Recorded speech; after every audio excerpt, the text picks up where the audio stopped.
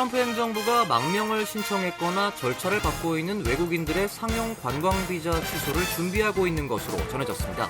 최대 20만 명에 달해 역대 최대 규모가 될 것 같습니다. 정부가 사법부의 제동에도 불구하고 전문직 취업 비자를 신청한 고용주들에게 10만 달러가 넘는 수수료를 부과하는 방안을 추진하고 30일간의 의견 수렴 절차에 들어갔습니다.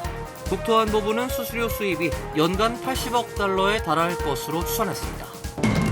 연방대법원이 정부가 오는 11월 중간선거를 앞두고 우편 투표를 제한하려는 계획을 추진할 수 있도록 허용했습니다. 선거일까지 2개월 남짓밖에 남지 않은 상황에서 상당한 혼란이 예상되고 있습니다. 가족이민 문호가 2달 연속 큰 폭으로 개선됐습니다. 1순인 1년 넘게 진전됐고 가족이민 4순인 2년 넘게 앞당겨졌습니다. 취업이민은 대부분 동결됐습니다. 앞으로 동네 병원에서 간단한 피검사로 알츠하이머병을 정밀 진단할 수 있게 될 전망입니다. FDA는 새로운 검사법을 승인하고 검사 접근성 확대를 기대하고 있습니다. 이상은 오늘의 주요 뉴스입니다. 시청자 여러분 안녕하십니까? KBN 뉴스입니다. 트럼프 행정부가 망명을 신청했거나 현재 절차를 밟고 있는 외국인들의 상용 관광 비자 취소를 준비하고 있는 것으로 전해졌습니다. 최대 20만 명에 달해 역대 최대 규모가 될 것 같습니다. 김규진 기자가 전해드리겠습니다. AP통신이 입수한 국무부 문건과 복수의 당국자에 따르면 앞으로 몇 주 안에 2016년 이후 발급된 상용 관광 목적의 B1, B2 비자 중 소지자가 망명을 신청했거나 현재 신청 중이면 비자를 취소한다고 발표할 예정입니다. 토미 피고 국무부 대변인은 AP통신과의 인터뷰에서 우리는 국토안보부와 협력해 단기 방문객이라고 주장하며 미국에 입국한 뒤 영구적으로 체류하기 위해 망명을 신청한 외국인들을 파악하고 이들의 비이민 비자를 취소할 계획이라고 밝혔습니다. 피고 대변인은 취소될 비자 수에 대해서는 언급하지 않은 채 이 과정이 지속적으로 진행될 예정이므로 취소 건수는 유동적이며 단계적으로 처리될 것이라고 덧붙였습니다. 당국자들은 비자가 취소되더라도 즉각 추방되는 것이 아니라고 밝혔습니다. 망명 심사가 진행 중인 사람들은 대부분 체류 자격이 재분류되지만 상용 관광 목적의 방문객 지위는 잃게 될 것이라는 것입니다. 엑시오스는 미국 역사상 최대 규모의 집단 비자 취소 사례로 기록될 것이라며 법적 분쟁을 촉발할 가능성이 높다고 보도했습니다. 트럼프 행정부는 지난해부터 5,500만 명이 넘는 미국 비자 소지자 전원을 대상으로 이민법 위반 여부에 대한 조사 중에 있습니다. KBN 뉴스 김규진입니다. 연방정부가 사법부의 제동에도 불구하고 전문직 취업 비자를 신청한 고용주들에게 10만 달러가 넘는 수수료를 부과하는 방안을 추진하고 30일간의 의견 수렴 절차에 들어갔습니다. 국토안보부는 수수료 수입이 연간 88억 달러에 달할 것으로 추산했습니다. 국토안보부는 어제 관보에 전문직 취업 비자가 추첨된 고용주에게 10만 3,265달러의 수수료를 부과한다는 규칙안을 공개했습니다. DHS는 연간 8만 5천 명 쿼터가 적용되는 H1B 청원에 이 수수료를 적용하며 미국 석사 이상 학위 소지자에게 배정되는 2만 명분도 대상에 포함된다고 설명했습니다. 다만 대학과 병원, 비영리 정부 연구기관 소속 인력 등 쿼터 적용을 받지 않는 캡 면제 청원엔 적용되지 않습니다. 이 금액은 기존 H1B 신청 수수료와 별도로 추가 납부해야 합니다. IT 기업과 대학, 연구기관의 해외 전문 인력 수급 통로에 사실상 10만 달러의 진입 장벽이 새로 생기는 셈입니다. DHS는 이 수수료로 연간 88억 달러 규모의 재원이 거칠 것으로 추산했습니다. 트럼프 대통령은 지난해 9월 H1B 신규 청원에 10만 달러 수수료를 부과하는 포고문에 서명을 했으나 연방법원은 지난 6월 절차적 하자를 지적하며 이를 무효화했습니다. 하지만 DHS는 포고문이 아닌 행정 입법을 통해 수수료 부과를 추진하기로 한 것입니다. 규칙안은 30일간의 대중 의견 수렴 절차를 거쳐 최종 확정됩니다. 월스트리트저널은 이번 규칙안이 확정될 경우 미국 대학을 졸업한 우수한 해외 인재 채용을 위해 H1B 비자를 적극 활용하고 있는 기술 및 금융 부문에 부담이 가중될 것이라고 전망했습니다. 연방대법원이 정부가 오는 11월 중간선거를 앞두고 우편 투표를 제한하려는 계획을 추진할 수 있도록 허용했습니다. 선거일까지 2개월 남짓밖에 남지 않은 상황에서 상당한 혼란이 예상되고 있습니다. 대법원은 어제 트럼프 대통령이 연방 우정국이 어떤 유권자에게 우편 투표 용지를 발송할지 결정하는 데 관여하도록 지시한 행정명령의 시행을 계속 추진할 수 있다고 밝혔습니다. 대법원의 결정으로 하급심이 트럼프의 행정명령이 합법적인지를 계속 검토하는 동안에 행정부가 우편 투표용지 사용을 제한하기 위한 준비를 진행할 수 있게 됐습니다. 국토안보부도 행정부가 비시민권자를 유권자 명부에서 확인하는 데 사용하는 명단을 작성하게 됩니다. 그러나 선거일까지 2개월 남짓밖에 남지 않았고 많은 주에서 조기 투표가 시작되기까지 남은 시간이 그보다 훨씬 더 짧기 때문에 행정명령이 실제로 적용될 수 있을지는 여전히 불확실합니다. 대법원의 명령은 하급심이 내린 행정명령 동결 조치를 해제하지 않을 경우 트럼프 정부가 회복할 수 없는 손해를 입을 가능성이 높다고 판단했습니다. 대법관 다수 의견은 트럼프 행정명령에 이의를 제기한 주들이 아직 시행되지 않은 투표 규정으로 인해 자신들이 충분한 피해를 입었다는 점을 입증할 수 없다고 밝혔습니다. 그러나 대법원은 이번 판결이 예비적이며 트럼프 행정명령의 합법성에 대한 최종 판단은 아니라고 밝혀 행정명령을 둘러싼 대법원 판결이 재개될 수 있음을 밝혔습니다. 진보 성향 대법관 3명은 반대 의견을 냈습니다. 가족 이민 문호가 2달 연속 큰 폭으로 개선됐습니다. 1순위는 1년 넘게 진전됐고 가족 이민 4순위는 2년 넘게 앞당겨졌습니다. 취업 이민은 대부분 동결됐습니다. 국무부가 지난 21일 발표한 9월 영주권 문호에 따르면 가족 이민 문호가 진전되는 모습을 보였습니다. 시민권자 성인 미혼 자녀가 대상인 가족 이민 1순위의 경우 비자 발급 우선일자는 기존 2018년 12월 15일에서 2020년 1월 22일로 1년 넘게 진전하는 모습을 보였습니다. 접수 가능 우선일자 역시 2019년 6월 15일에서 2020년 2월 1일로 7개월 넘게 개선됐습니다. 영주권자 배우자와 미성년 자녀가 대상인 가족이민 2A 순위의 비자 발급 우선일자는 2026년 7월 22일에서 2026년 8월 22일로 1개월 진전했고 접수 가능 우선일자는 계속해서 오픈 상태를 유지했습니다. 가족이민 2B 순위인 비자 발급 우선일자가 2019년 8월 22일로 1년 7개월가량 앞당겨졌습니다. 접수 가능 우선일자는 8개월 진전됐습니다. 가족이민 4순위 문혼, 비자 발급 우선일자가 2011년 10월 22일로 2년 넘게 앞당겨졌고 접수 가능 우선일자는 2011년 11월 1일로 1년 넘게 진전됐습니다. 취업이민 문혼 대부분 동결됐습니다. 취업이민 3순위 숙련직 비자 발급 우선일자는 2024년 9월 1일로 동결됐고 접수 가능 우선일자는 오픈 상태를 유지하고 있습니다. 취업이민 3순위 비숙련직 역시 비자 발급 우선일자가 2022년 4월 1일로 동결됐고 접수 가능 우선일자도 2022년 8월 1일로 동결된 상태입니다. 취업이민 1순위와 2순위, 5순위의 비자 발급 우선일자와 접수 가능 우선일자는 몇 달째 오픈 상태를 유지하고 있습니다. 트럼프 행정부가 이란을 세계 경제에서 고립시키기 위해 대규모 경제 압박 작전에 돌입했습니다. 이란과 특정 물품을 거래하는 다른 국가들까지 2차 제재를 가하겠다고 발표했습니다. 스콧 베선트 재무장관은 어제 기자회견을 통해 오늘 트럼프 대통령의 지시에 따라 이란 이슬람 공화국과 그 조력자들을 상대로 전례 없는 경제적 왕따 작전을 시작한다 밝혔습니다. 그는 이란의 모든 자금줄을 끊어 경제적 질식 상태로 몰아넣겠다고 말했습니다. 미국은 지난주부터 이번 조처를 경제적 디데이라고 예고해왔습니다. 재무부는 이란의 제재 회피와 수익 창출에 이용되는 디지털 자산과 기술, 금, 항공, 해운 등 5개 분야에 대한 2차 제재를 강화하기로 했습니다. 또 핵, 미사일 기술 확보와 사이버 작전, 석유 수익 창출을 지원한 전 세계 약 60개 단체와 개인, 선박을 새로 제재 대상으로 지정했습니다.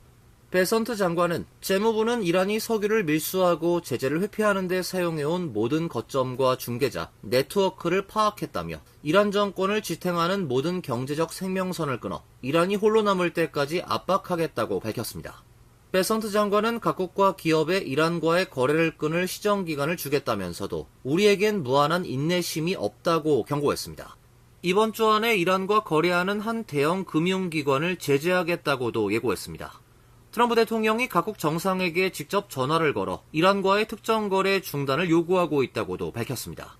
이란은 강하게 반발했습니다. 외무부 대변인은 상황을 악화시키는 어떠한 행위도 대가를 치르게 될 것이라며 우리의 손은 묶여있지 않다고 경고했습니다. 뉴욕 맨해튼 맨홀에서 헤드램프와 작업복을 착용한 사람들이 지상으로 올라와 도망치는 모습이 포착되면서 경찰이 신원과 경위를 조사하고 있습니다. 뉴욕 포스트에 따르면 지난 18일 오전 4시 19분 맨해튼 펜스테이션 인근 웨스트 31번가와 7번가 교차로 남동쪽에서 맨홀을 통해 사람들이 지상으로 올라와 도망가는 모습이 포착됐습니다. 공개된 영상엔 헤드램프를 착용하고 작업복을 입은 일행이 맨홀에서 차례로 올라온 뒤에 빠르게 현장을 떠나가는 모습이 담겼습니다. 이른 새벽 사람들이 하수도 시설에서 나온 장면이 알려지면서 온라인에선 이들을 이른바 맨홀 사람들 또는 두더지 인간이란 뜻의 몰피플이라고 부르고 있습니다. 뉴욕 경찰국은 이 사건을 인지하고 있으며 적극적으로 수사하고 있다고 밝혔습니다. 이어 체포된 사람은 없으며 수사는 진행 중이라고 설명했습니다. 경찰은 주변 CCTV 영상을 확보해 이들의 신원을 확인하고 지하에 들어간 목적을 파악하고 있습니다. 뉴욕시 환경보호국도 하수도 시설을 점검했지만 훼손된 흔적은 발견되지 않았다고 밝혔습니다. 환경보호국은 일반인은 절대로 배관, 배수로, 배수바지, 맨홀 또는 배출구 안으로 들어가선 안 된다고 경고했습니다. 뉴욕시에선 지난 5월에도 브루클린에서 사람들이 맨홀을 통해 지하로 들어갔다가 나오는 비슷한 일이 발생했습니다. 당시 일부 관련자들은 무단 침입 혐의로 기소됐으며 경찰 관계자들은 귀중품을 찾기 위해 하수도에 들어갔을 가능성을 제기했습니다. 앞으로 동네 병원에서 간단한 피 검사로 알츠하이머병을 정밀 진단할 수 있게 될 전망입니다. FDA는 새로운 검사법을 승인하고 검사 접근성 확대를 기대하고 있습니다. 식품의약국이 로슈 일라이릴리의 새로운 알츠하이머 혈액 검사인 일렉시스 인사나타우 217을 승인했습니다. 새 검사법은 혈액 내 인사나타우 217 단백질을 측정해 뇌에 아밀로이드 플라크가 축적됐는지를 분별하는 방식으로 이는 단일 바이오마커를 이용한 최초의 혈액 검사입니다. 이전엔 양전자 단층 촬영이나 뇌 척수액 검사 등으로 아밀로이드 병리를 확인해 알츠하이머 여부를 진단했다면 이 검사는 보다 간단한 방식으로 정확하게 알츠하이머를 확인할 수 있다는 것이 특징입니다.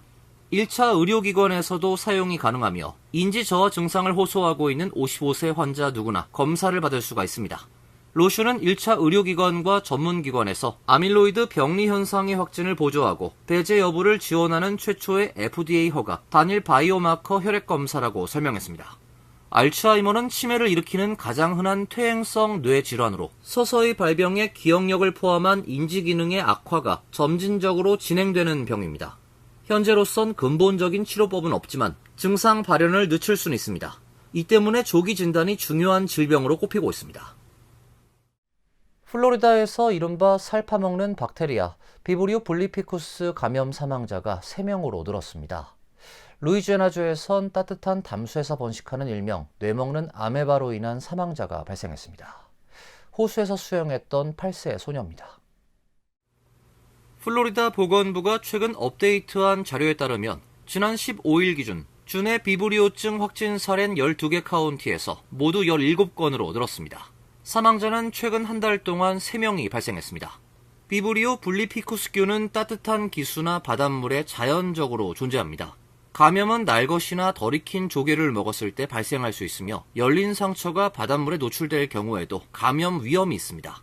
플로리다 보건부는 허리케인이나 강한 폭풍 이후 고인물이 남는 상황에서 감염 사례가 늘어나는 경향이 있다고 설명했습니다. 루이지애나주에선 8세 소녀가 집 근처 호수에서 수영한 뒤에 희귀 아메바, 네글레리아 파울러리에 감염돼 숨졌습니다. 소녀는 발열 증상으로 입원한 뒤에 복시와 심각한 뇌 부종 증세를 보여 중환자실에서 치료받았으나 결국 사망했습니다. 미세한 아메바가 포함된 물이 코로 들어가 뇌에 도달하면 원발성 아메바성 수막 뇌염이란 치명적인 감염을 일으킵니다.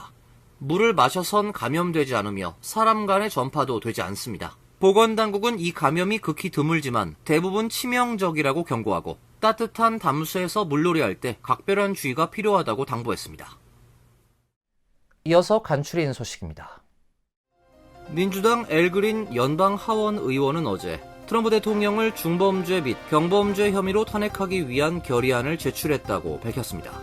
그린 의원은 트럼프 대통령이 미국 헌법을 보존, 보호, 수호하겠다는 취임 선서를 위반했다며 특히 이민세관 단속국과 세관 국경보호국을 잔혹하고 할당량에 얽매인 책임을 지지 않는 준군사적 경찰 조직으로 운영했다고 지적했습니다. 또 대통령이 ICU와 CBP를 활용해 표현 및 언론의 자유에 관한 수정헌법 1조 사생활 보호 및 불법 수색과 과도한 무력 사용에 대한 보호를 보장하는 수정헌법 4조 등의 권리를 침해했다고 주장했습니다. 그린 의원은 트럼프 집권 1기 때에도 탄핵소추안을 발의했으며 지난해 6월에도 제출했지만 찬성 79표, 반대 344표로 부결됐습니다. KCS 한인봉사센터가 운영하는 뉴저지 지역 한식 가정급식 배달 프로그램이 다음 달부터 서비스 지역을 넓혀 2차 시범 사업에 들어갑니다. KCS는 1차 시범 사업으로 지난해 9월부터 포트리, 팰리세이즈팍, 레오니아에서 약 60가구 어르신들에게 한식 점심 도시락을 주 3회 배달하고 있습니다. 다음 달부터는 잉그로드, 티넷, 리치필드 등으로 서비스 지역을 확대하고 약 10명의 어르신들에게 혜택을 추가 제공합니다. 서비스 대상은 만 60세 이상 거동이 불편한 어르신이며 매주 화, 목, 금, 주 3회 한식 도시락이 각 가정으로 직접 배달됩니다. 신청은 KCS 한인봉사센터로 하시면 됩니다. 브루클린 퀸즈 익스프레스웨이의 3단 캔틸레버 구간에 대한 전면적인 재건축이 시작됩니다. 조란맘다니 뉴욕시장은 어제 오랜 기간 지연됐던 BQE 3단 캔틸레버 구간이 재건축된다며 임시 우회도로는 고속도로 일부 구간 폐쇄로 대형 트럭 등 차량이 로컬 도로로 몰려드는 것을 막아 공사 기간 동안 브루클린 하이츠 산책로와 브루클린 브릿지 공원 접근성을 유지하게 할 것이라고 발표했습니다. 공사에 따른 지역 주민들의 민원을 최대한 반영한 재건축 보관이란 설명입니다. 재건축은 40억 달러 규모의 10년 장기 계획으로 완공 후 캔틸레버의 수명이 40년 연장될 것으로 기대하고 있습니다. 연방우정국이 온라인 중고거래를 보다 안전하게 할 수 있도록 스마트 사물함을 이용한 비대면 물품 교환 서비스를 선보였습니다. 로컬 엑스체인지 서비스는 페이스북, 마켓플레이스 등에서 물건을 사고 파는 구매자와 판매자가 직접 만나지 않고 우체국 내 스마트 사물함을 통해 물품을 주고받을 수 있도록 한 서비스입니다. 낯선 사람과 직접 만나야 했던 기존 중고거래 방식의 안전 문제를 줄이고 보다 편리한 거래 환경을 제공하기 위한 서비스입니다. 판매자는 USPS의 클릭 앤드 쉽을 통해 사물함을 예약한 뒤에 물품을 우체국에 설치된 스마트 사물함에 넣고 구매자에게 이메일로 QR코드를 전송하면 됩니다. 구매자는 이 코드를 이용해 사물함을 열고 물품을 찾아갈 수 있습니다. 서비스의 이용료는 거래 한 건당 $5 51센트로 책정됐습니다. 환율과 증권 소식입니다.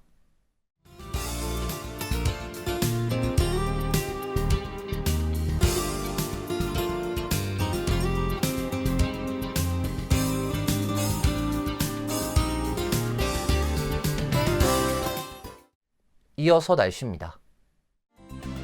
내일은 맑고 화창한 날씨가 예상됩니다. 낮 최고 기온 80도, 섭씨 27도, 밤 최저 기온 69도, 섭씨 21도로 예상됩니다. 목요일은 흐린 가운데 소나기가 내리겠습니다. 금요일은 다시 맑은 날씨가 예보되어 있습니다. 이상으로 KBN 뉴스를 마칩니다. KBN과 함께 즐거운 시간 되시길 바랍니다. 동부 최대 한인방송 KBN이 제작하는 KBN 뉴스는 웹사이트 mykbn.com 그리고 유튜브와 페이스북에서 다시 보실 수 있습니다. 좋아요, 구독, 알림 설정은 뉴스 제작에 큰 도움이 됩니다.